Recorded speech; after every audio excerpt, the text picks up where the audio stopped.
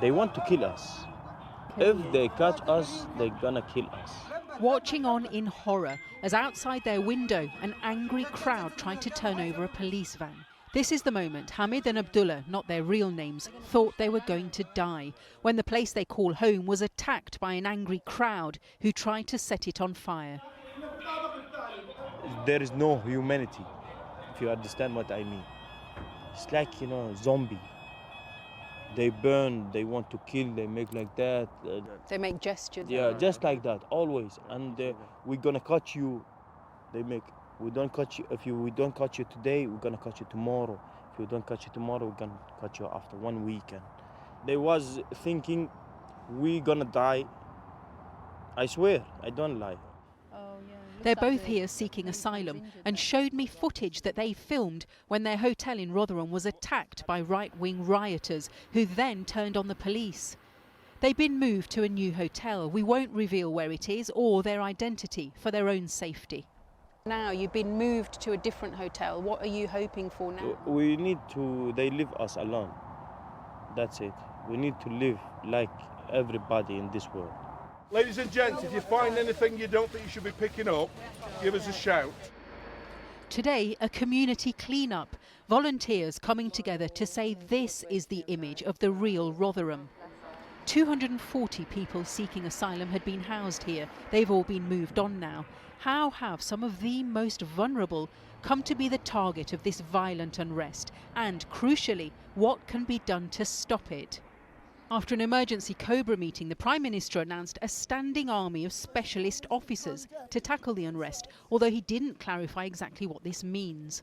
Whatever the apparent motivation, this is not protest, it is pure violence, and we will not tolerate attacks on mosques or our Muslim communities.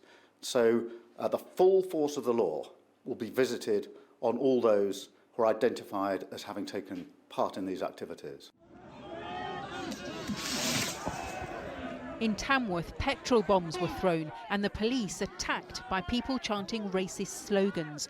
One officer suffered a broken arm. The crowd then set fire to this hotel, as inside asylum seekers and the staff feared for their lives.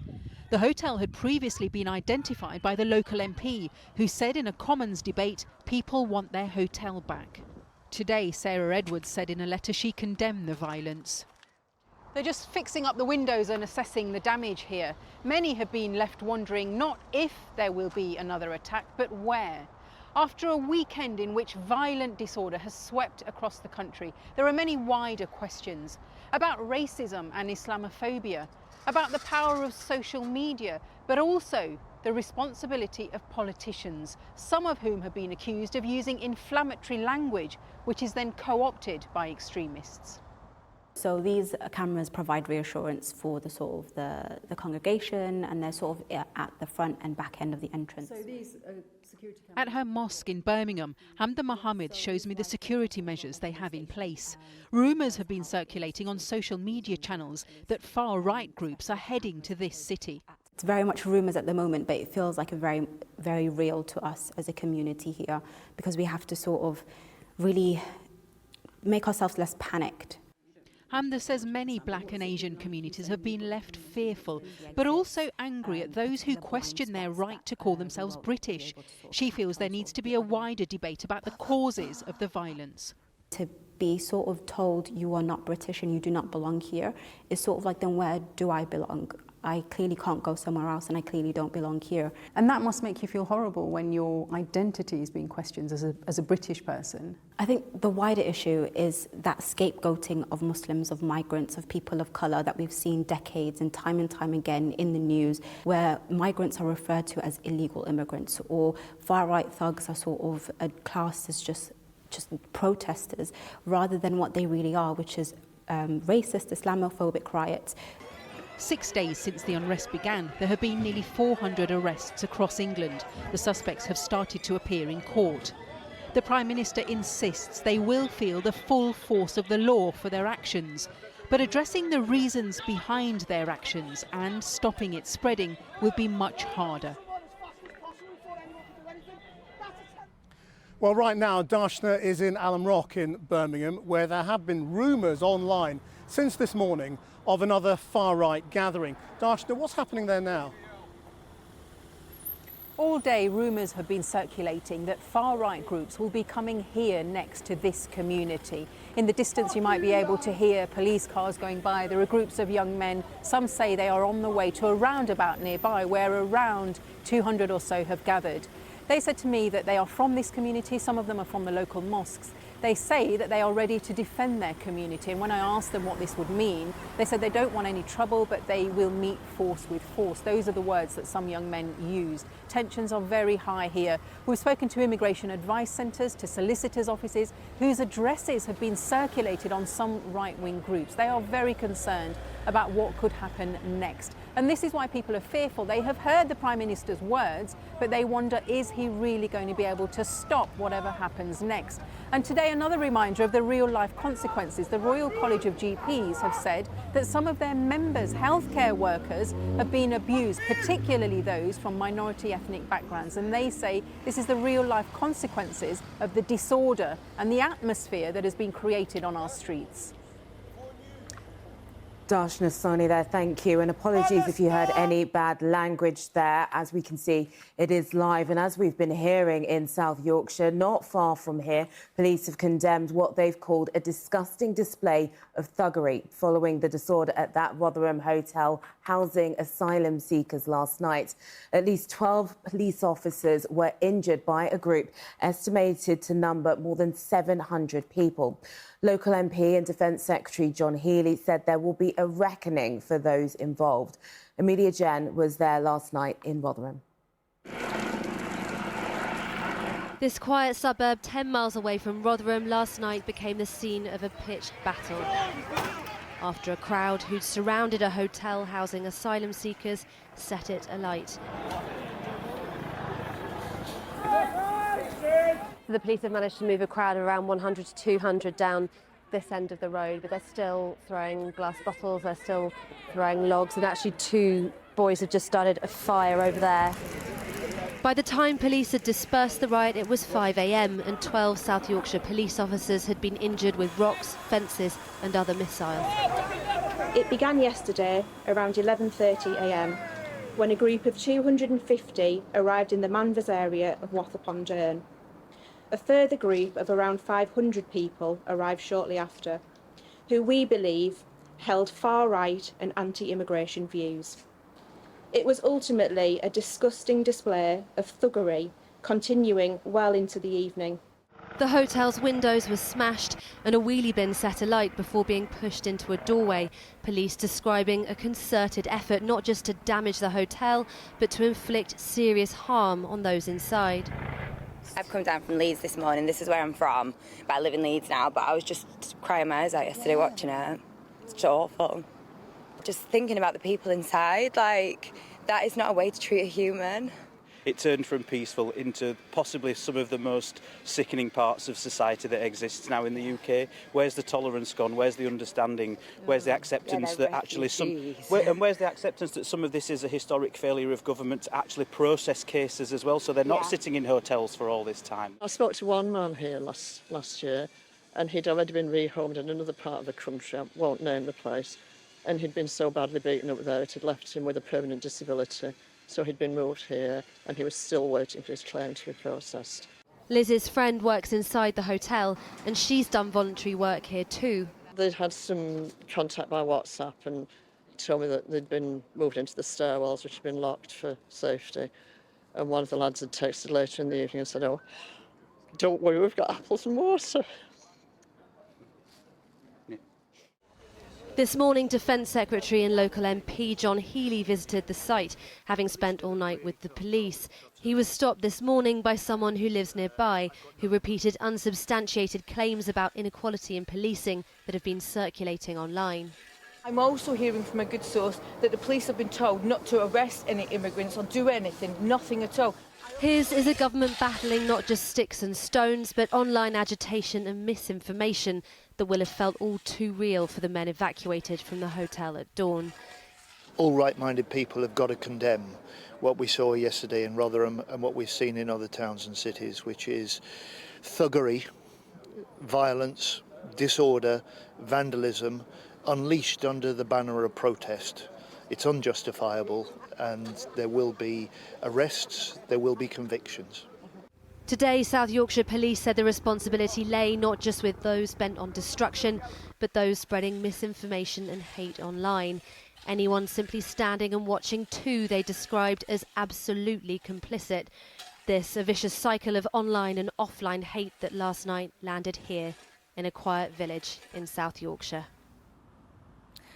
Well, as you can see, the hotel is now boarded up. There's still a police presence here, and South Yorkshire Police say they have arrested 6 men in connection with the violence here, but they expect that number to rise significantly. Detectives are currently sifting through hundreds of hours of footage, and as you heard there, we were here this morning speaking to volunteers. Alongside them was the Metro Mayor of South Yorkshire, Oliver Coppard, and this afternoon he released a statement about what had happened here last night, and he said the far right have always asked those with little to blame those with even less. He said that this had nothing to do with the 3 little girls from Southport, and he said that racism was not patriotism. He said violence is not grief.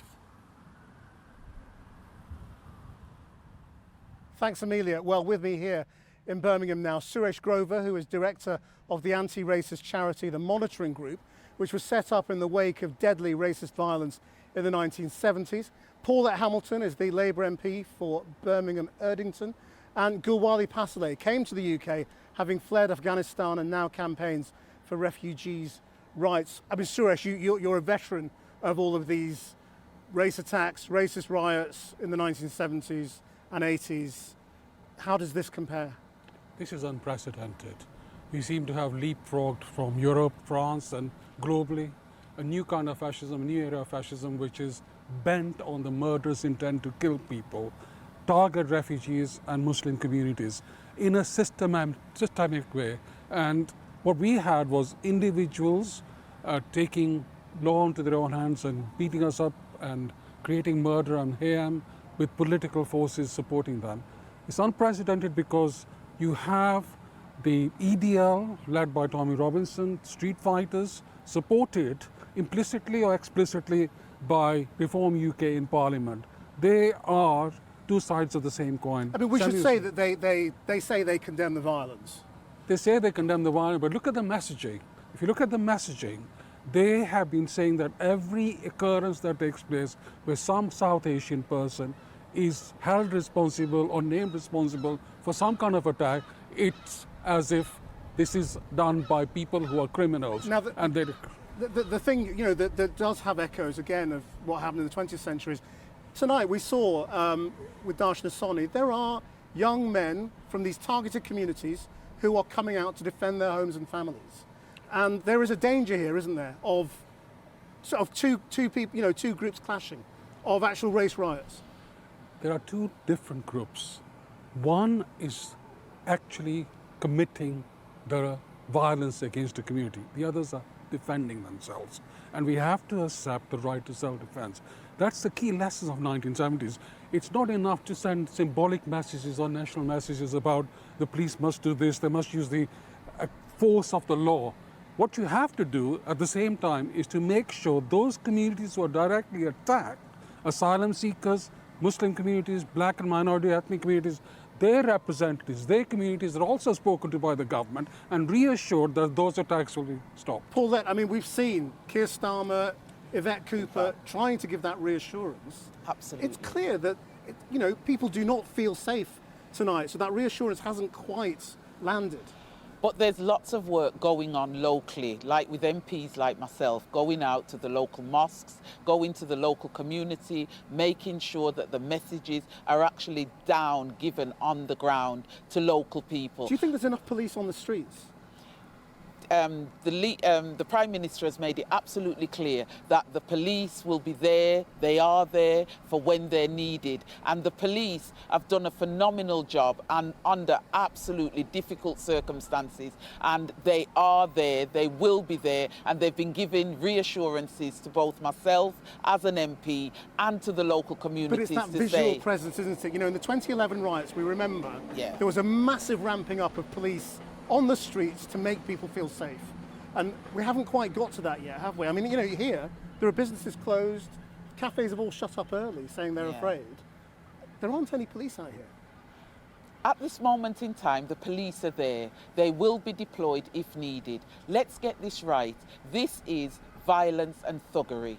This is not a legitimate campaign or demonstration, and we have to clamp down on it. And the police and the government are working hard to make sure that every single person that's involved with it, they will face the full force of the law. Abid Gurwali, as a refugee who works with other refugees, do you feel reassured tonight? To be honest, I've never been this afraid. I've lived in the UK for the last 17 years. I've been a citizen for the last 5 or so, and as a refugee, as an asylum seeker, I saw the dehumanizing language, the scapegoating, but now, like, I'm afraid for my kids. I told my wife, don't go to the park. You know, I had to travel from Bolton yesterday to Kettering to take my girls to nursery because I was afraid for my wife to walk on the road. It's scary, and I think there is no legitimate concerns when this text comes out, the racist against Muslim and refugees. And sadly, the media have been portraying it as though they were misinformed or there's misinformation. Although if this guy who did this criminal act of killing these innocent children, which our sympathy should go to the family, even if he was a Muslim, even if he was a refugee, does not mean you have to go after the whole group and the whole ethnicity and the whole religion. Criminal needs to be treated as criminal and brought to justice. So I feel like the media and some politician has actually made it worse. And I think, you know, they need to take some responsibility for their wording. I remember speaking to you before the election, asking about compassion, and you know, and sadly things has turned out to be quite bad now. I think this was preventable and predictable, because the way the media and politician has been speaking about people like me and dehumanizing me and thinking I am somehow the problem for the crimes in the social housing and so on and so forth. Paul, do you think this is as spontaneous as it appears to some, as if it's just come out of nowhere?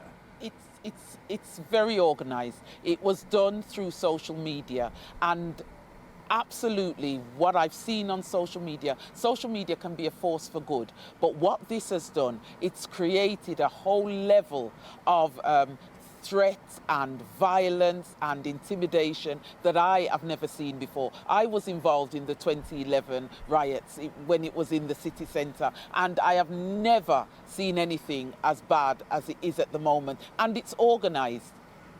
Suresh, when you see those images of the police being attacked, taking a beating to protect minority communities, you know, times have changed, haven't they? And times have changed. But do you see this also as an intelligence failure? Yes, I see that, because I think Rotherham attack could have been prevented. I rang Rotherham Holiday Inn a couple of days ago with friends of mine, warning them what would happen. And I think it should have been created, a sterile area should be created around it, so no protest should have taken place. It's lucky that we did not see any killing or fatality or injury at Rotherham yesterday or day before yesterday. I think the other thing is, it's no good Labour saying and condemning the worst excesses when they happen. They have a duty to explain and not use the language that refugees are talking about. Muslims have been demonized, refugees have been demonized, immigration is seen as a hard rock that needs to be dealt with. That dehumanization. Let me give you an example. I'm not just briefly. Just give me one briefly. I mean, we saw in Parliament only 5 days ago a member of Parliament for Tamworth actually naming Holiday Inn 5 days ago, and that institution, hotel, was attacked. Has absolutely made clear, Sir Keir Starmer and Yvette Cooper, that this will not be tolerated. This language, this treatment of minority communities will not be tolerated, and they will clamp down really hard, and we have to allow the government to do their job. And do you think they're calling it what it is? Is it enough to call it thuggery? Or should they be calling it? Well, I'm calling it Islamophobic and racist. It's Islamophobic and racist, and I'm absolutely sure that is what it is. Just last word, what do you want tonight? I want peace, and I came to the UK for safety and protection, and this is not okay. This is not on, and these young people, we need to help these young people. I see the inequality, the injustices in the UK, but I'm all for peaceful protests. Come out and raise your concern, but breaking down and burning things and targeting mosques and targeting businesses, this is not the way to go. This is not protest. Indeed, it's not. This is thuggery, this is violence of the worst kind, this is picking on a community that people think are defenceless, and people that have come from abroad that help us, that they think are defenceless, and they are absolutely demonising them, and it's not right. We have to be consistent, not just short term. Labour has a duty to call out Islamophobia, call out racism, call out fascism. It doesn't do that. We must leave it there. Thank you all very much indeed. Thank you for joining us for now. Well, Sir Keir Starmer has warned that anyone whipping up violence online will face the full force of the law.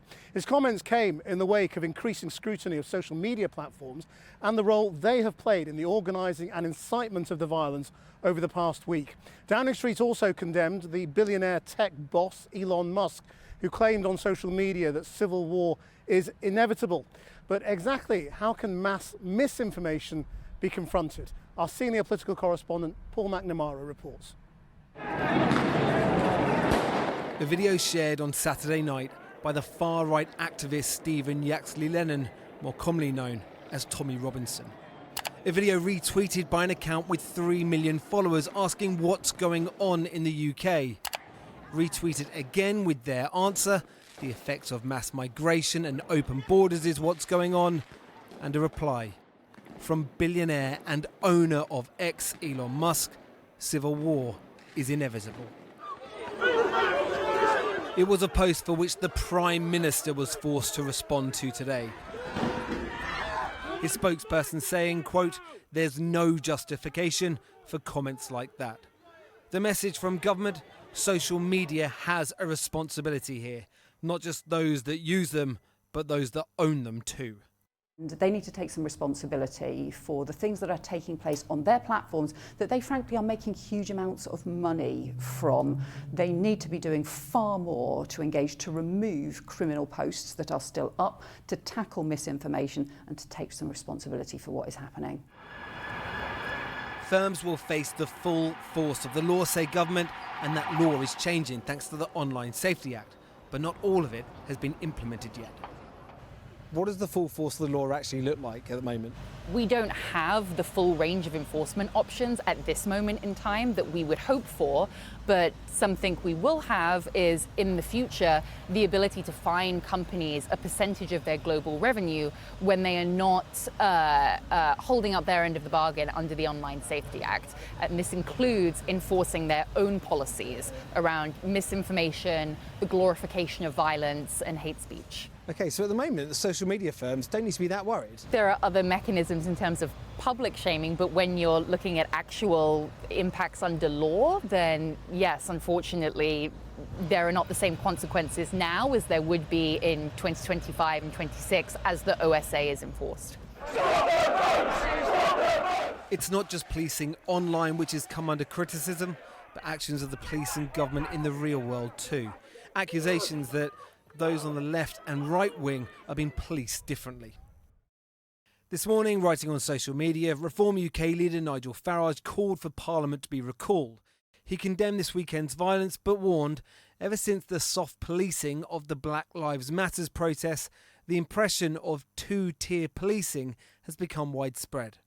There's a clear difference between effectively blocking streets or roads being closed to burning down libraries, hotels, food banks and attacking places of worship. What we have seen is thuggery, violence, racism. So there's not two-tier policing?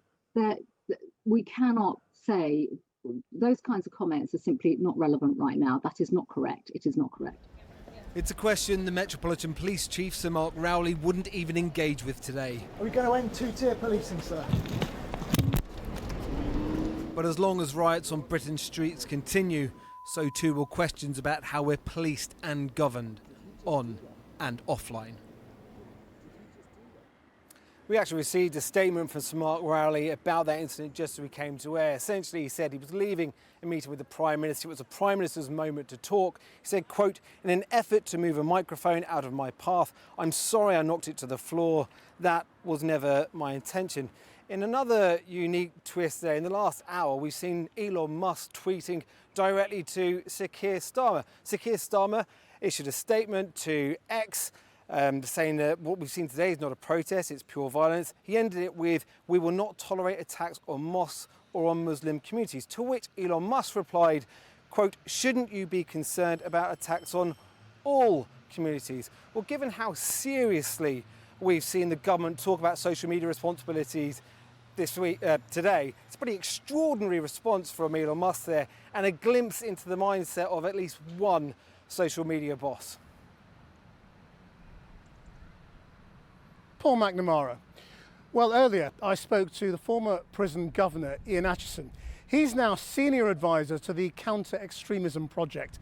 And I asked him if the police and security services should have seen these riots coming.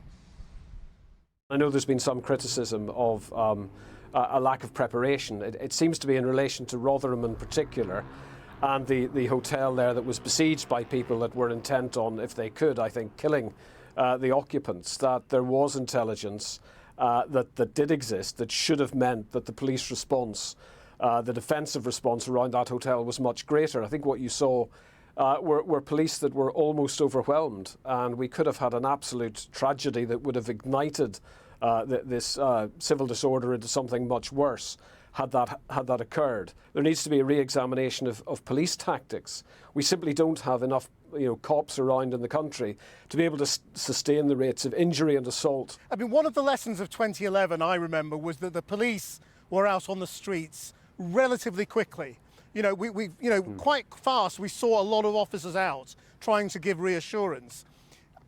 Do you think that's happened yet? I mean, I'm in Birmingham, where there have been warnings of gatherings today, and I haven't seen any police on the streets. Well, I think I do have some sympathy here for the policing posture. It's extraordinarily complex sometimes, and I think there's some research that followed 2011.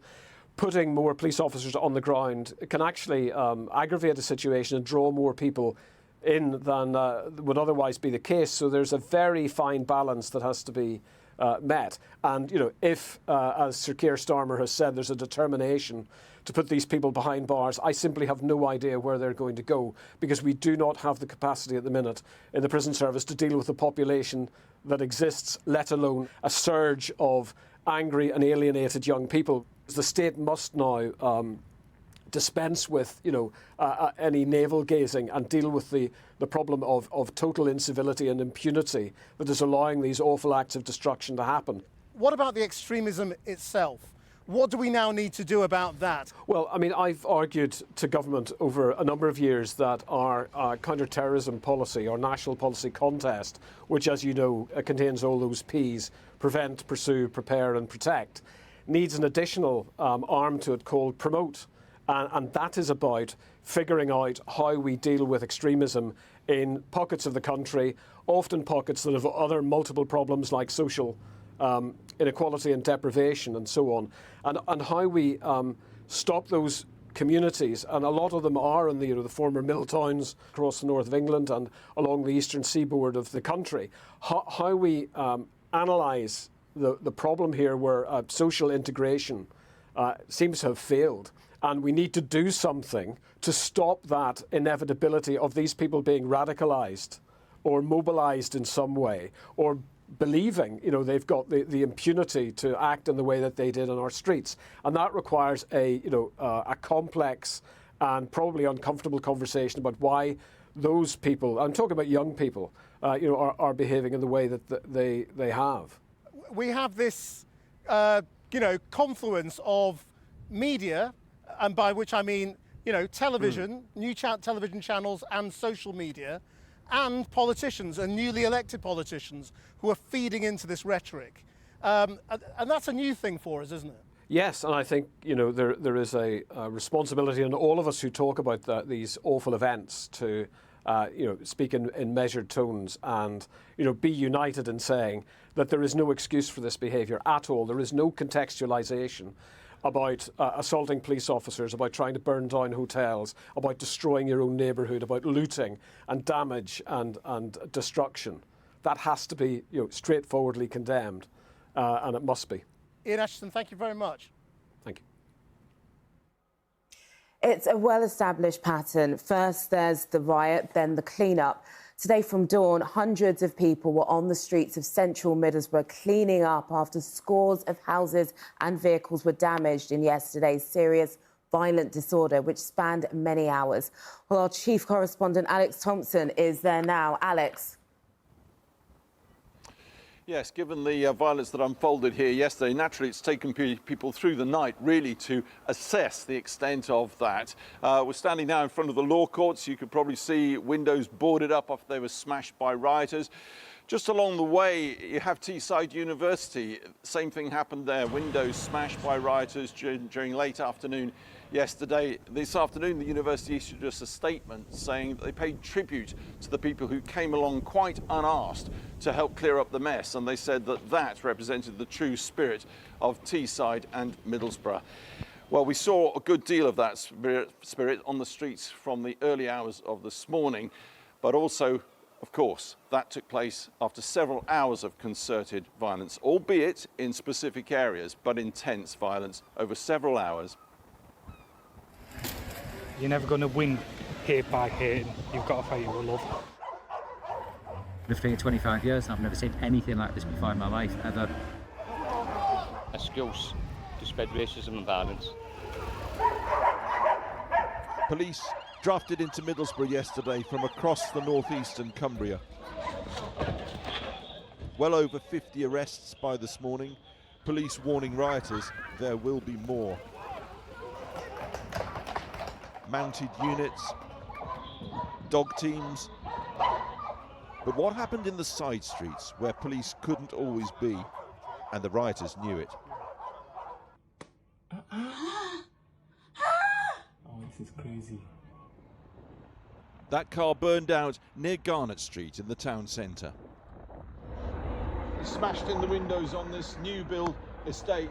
Then they crossed over and they went one end to the other of Garnett Street, smashing up every single car on the street and quite a few front windows as families were carrying inside with children. No police, no hurry, strolling along Garnett Street. Attacking the vehicles, breaking people's front windows wherever, whenever they feel like it. Many of them teenagers, some appeared much younger than that. Student and care worker from Ghana, Edward Bonio, discovers what they've done to his car. I mean, we are very devastated. Don't know what to do. Nigel Parry, a care home manager, Edward's next door neighbour. I guess the guys was all about it being a kind of a political rally, I think, but what it was just an excuse for a gang of thugs to run around smashing cars up. How will I say, very painful. Yeah. No, some of my children were even traumatized. You know, they fear about what is happening. You know, we have to calm them and talk to them. A few doors along, this man's 3 children were on the sofa when the front window came in. I had this smash on the car. A rioter cut himself so badly on the glass, he ripped down the curtains for a bandage. He's kept the blood-stained glass to help police investigate. So he left it, and if you can see, that's a sample of his blood, so I had to pick it to keep. Maybe if the police, because I've ringed in the police in case they come and they need to see something about it. And if you watch, you could still see spots of blood. This morning, a new day on so many levels. Hundreds out early, and of course they came along to Garnett Street in force. Everyone who come out to that march yesterday, it was about colour and it was about anyone Muslim basically. That we feel that we are being targeted for our religion. Yeah, no doubt about it. I didn't think we were like that here. I didn't think there was people here like that, and like when it happens on your own front door, it comes home to you then as well. So We can't rebuild that, but we just want to still rebuild our community with everybody else and change people's mindsets, that we're all here together. Peter and Gloria too live in Garnett Street. The family, once more, in the front room when the rioters arrived. Everybody was here sitting. All my kids were sleeping here before the thing happened here. My first daughter, all the body was blood yesterday because the glass. Because they broke the window from outside, the splash of the glass injured her on the hand. She's very scared. One of their daughters cut by flying glass. And when they feel able, they'll find at least the worst of the mess cleared up. by Middlesbrough's best. Alex Thompson reporting there. Some of the first people to be charged in relation to the riots started to appear in court earlier today. They are being prosecuted after violence erupted in places including Sheffield, Sunderland, Hartlepool and Belfast. Our reporter Andrew Misra is at Liverpool Magistrates Court. Andrew. Aisha, we started to get a sense of the scale of the task in bringing those involved in these riots to justice. 11 people appeared before magistrates in Merseyside to face charges relating to the riots in Liverpool over the weekend and in Southport last week. 9 of them faced the charge of violent disorder and 6 of them pleaded guilty to that charge. The youngest of them, 14 years old, who we can't identify for legal reasons. The oldest, 69-year-old William Nelson Morgan, who brought a wooden bat to riots in Liverpool on Saturday night. Derek Drummond, who's 58, also pleaded guilty to assaulting an emergency worker in Southport last week. And the court was shown body-worn footage of an officer being punched in the face by Drummond as he was trying to protect his colleagues who were putting riot gear on. 2 brothers, Adam and Ellis Wharton, weren't charged with violent disorder, but did plead guilty to burgling a library that was set alight on Saturday night. And as Adam Wharton, who's 28, was led back down to the cells, he said, "Nice one, lad," before swearing at the district judge. The judge remanded all of the adult defendants into custody and they will appear before Crown Court later this month. And while people are being brought to court quickly here, that hasn't been the case everywhere. Take Bristol, for example, where some people accused in relation to unrest there won't appear in court until September. But back in Merseyside, in Southport tonight, the focus is not on the riots that followed the stabbing a week ago today, but on the 3 girls who were killed, Alice, Bibi and Elsie. And in the last hour, people have been gathering in the town centre and blowing bubbles in their memory.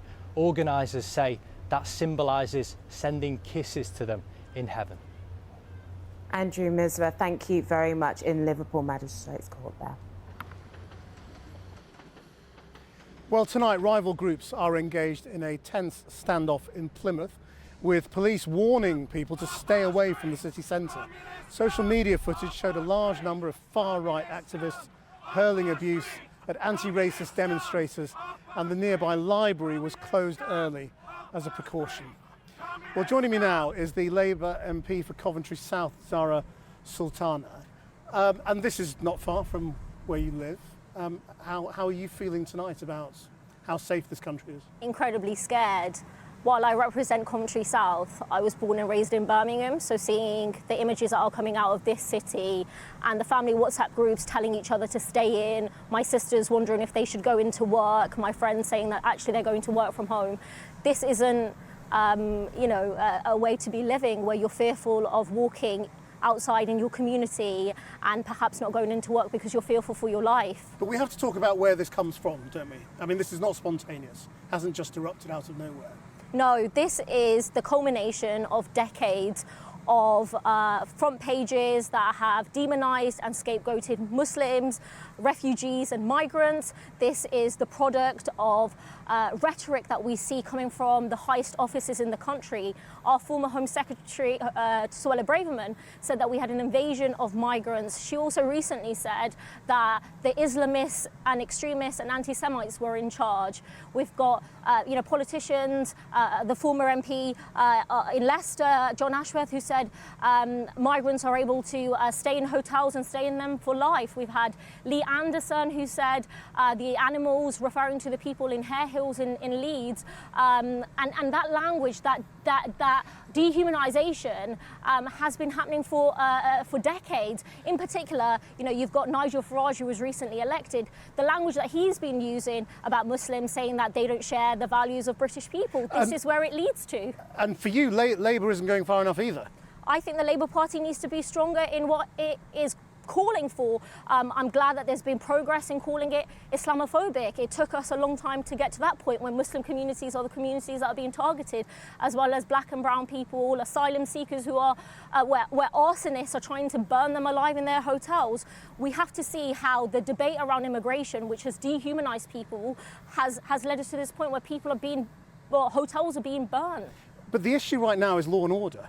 And that is what Labour is trying to deliver. I mean, and Keir Starmer and Yvette Cooper have been very, very clear on that. I mean, is now the time to be sort of stirring up internal debate when actually this is not an internal debate. This is not an internal debate. I have always highlighted Islamophobia, and the Conservative Party have highlighted it in my own party, highlighting the Ford report, which has said that there is a hierarchy of racism at play when it comes to Islamophobia and anti-black racism. In terms of what we need to do now, law and order is an important part of the answer, but it is not the silver bullet. Unless we address the fact that we have a deeply unequal country where living standards have fallen the lowest since records began, that people are dependent on food banks, that wages have been flatlining. Well, so you need to offer different answers an economic to solution, these people who are taken to the streets. An economic solution where our communities feel invested, that they feel supported, that they don't feel left behind. We have an NHS on its knees. We have our public services crumbling. And what has happened is politicians, rather than address their own failings at this, have pointed to migrants, who have pointed to Muslims, and this is what we're seeing. So we need to address the structural economic issues which politicians just don't want to do, and instead distract, blame, scapegoat others to get people's attention elsewhere, and it's unacceptable, and this is a product of that.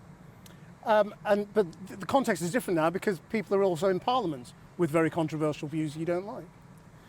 I mean, Parliament is a democratic institution, and we've all been elected, and we all have the same rights and responsibilities. What I struggle with is how people do not take those responsibilities seriously, where they use the platform of Parliament and those green benches to perpetuate hate, to perpetuate division, and that needs to be condemned by everyone. OK, Zahra Sultana, thank you very much indeed for joining us. I suppose I wrongly called you a Labour MP. I mean, you were elected as a Labour MP, but you're not a Labour MP right now because the whip was withdrawn. I believe kids shouldn't be in poverty, in avoidable poverty, and that's why the whip was withdrawn. Because you voted for the SNP amendment. So, to scrap the two-child benefit cap. Thank you very much indeed for joining us. Now, I suppose I should also just make clear that we've been calling this rioting across the UK. So far, there hasn't been rioting in Scotland. There has been trouble in the other nations of the UK, but not yet in Scotland. And I know a lot of our Scottish viewers want us to make that clear, which I'm happy to. Aisha. Thanks, Christian. A number of graves in the Muslim section of a cemetery in Burnley have been daubed with white paint. It's thought that the vandalism is related to the far-right violence, and it's been condemned by Burnley Council, and Lancashire Police are investigating.